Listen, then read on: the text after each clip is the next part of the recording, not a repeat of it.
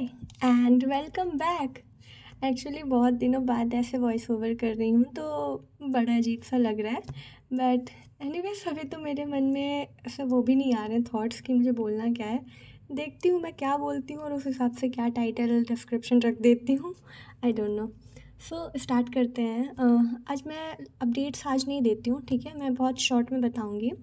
And start करते हैं कि मेरी लाइफ में अभी चल क्या रहा है। तो जैसा कि आपको पता है कि मैंने एनडीए की प्रिपरेशन लेफ़्ट कर दी थी एंड मैंने स्टार्ट की थी एसएससी की प्रिपरेशन, ठीक है। सो क्या हुआ वो चीज़ थोड़ा लास्ट में बताते हैं, पहले मैं कैसे पढ़ रही हूँ वो बता देते हैं ना। सो मैं मैथ्स कर रही हूँ गगन प्रताप सर से, इंग्लिश कर रही हूँ अमन वशिष्ठ सर से एंड जीके जीएस में मैंने बहुत स्ट्रगल किया, ठीक है। मैंने स्टार्ट किया परमार सर से, फिर उसके बाद मैंने उनको छोड़ा, फिर उसके बाद क्योंकि मतलब ऐसा था कि मुझे नोट्स भी चाहिए थे, टीचर भी अच्छे चाहिए थे थोड़ा। फिर उसके बाद मुझे जो प्रथमेश सर हैं वो उनकी सीएचएसएल की एक प्लेलिस्ट डली थी, उनसे मैंने पढ़ा पॉलिटी। मुझे अच्छे से समझ आ रहा था बट उसमें फिर यही था कि मुझे नोट्स खुद से बनाने पड़ रहे थे। फिर उसको मतलब मैंने ऐसे देखा कि मुझे क्रोनोलॉजी समझ आ जाए और उसके बाद फिर मैंने वापस से परमार सर से करना स्टार्ट किया एंड लूसेंट की मैंने बुक परचेज़ कर ली। बट लूसेंट में क्या था कि बहुत सारे इंग्लिश वाली लूसेंट में डेट्स वगैरह मिसिंग थी। पॉलिटी की मैं बात कर रही हूँ, तो ऐसा मुझे लगा, ठीक है। फिर मैंने नवीन सर से पढ़ना स्टार्ट किया, मैंने उनके नोट्स प्रिंट आउट निकलवा लिए पॉलिटी के एंड फिर मैंने उनसे पढ़ना स्टार्ट किया। तो मैं उनके लेक्चर्स एंड नोट्स अभी कर रही हूँ, ठीक है। करंटली मैं नवीन सर से कर रही हूँ, मैं उन्हीं से करूँगी polity. And for the history I am thinking कि परमार सर से कर लूँ, और अगर परमार सर से नहीं करती हूँ तो फिर नवीन सर से हिस्ट्री। बाकी जियोग्राफी एंड इकोनॉमिक्स लूसेंट से करूँगी एंड किसी भी टीचर के लेक्चर्स देख लूँगी, ठीक है। तो ये है जीएस की बहुत लंबी चौड़ी कहानी। एंड फॉर नाउ अभी मैं करंट अफेयर्स नहीं कर रही हूँ क्योंकि मेरे पास टाइम नहीं रहता। मैं अपना स्टडी रूटीन बता देती हूँ। मैं स्टार्ट करती हूँ अपना डे इंग्लिश वोकैब करने से। तो मैं डेली लाइक 1 पेज जो आगे पीछे दोनों साइड का मिला लो तो वो मैं करती हूँ, जिसमें लगभग 50 वर्ड्स रहते हैं, ठीक है। तो 50 वर्ड्स करने के बाद ऐसा नहीं है कि मुझे एक बारी में याद हो जाता है। हाँ, मैं उसको अच्छा खासा टाइम देती हूँ, 1 घंटे का वोकैब को।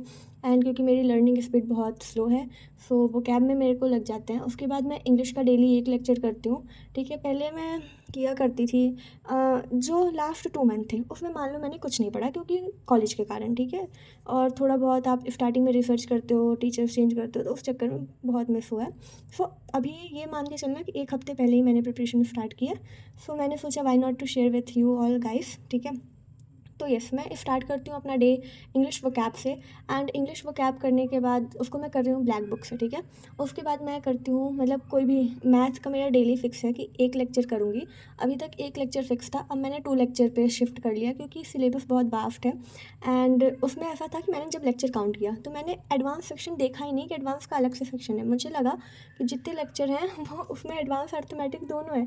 बट मुझे बाद में पता चलता है कि नहीं, जितने लेक्चर तुमने काउंट किए हैं उससे डबल लेक्चर एडवांस मैथ के हैं। सो इसलिए अब मुझे 2 लेक्चर पर डे करना पड़ रहा है मैथ का। एंड फॉर द इंग्लिश मैं 1 लेक्चर कर रही हूँ।